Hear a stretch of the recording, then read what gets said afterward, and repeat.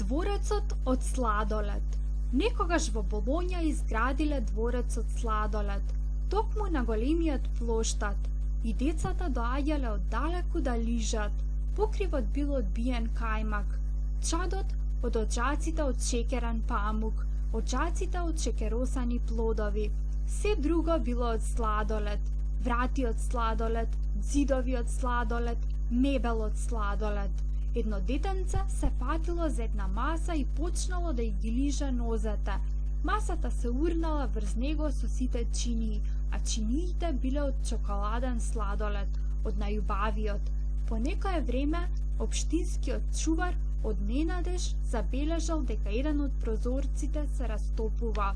Стаклата кои биле од прекрасен јагодов сладолед набрзо се претвориле во розови поточиња.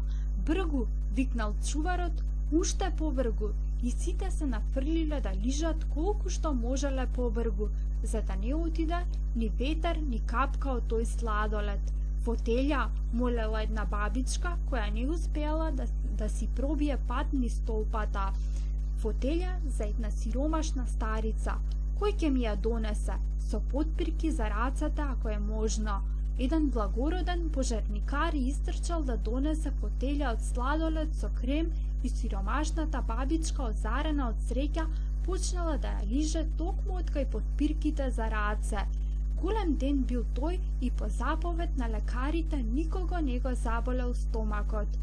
И сега кога децата бараат голем сладолед, родителите воздивнуваат. Да, се разбира, тебе нема да ти стаса ни цел дворец како оној од Болоња.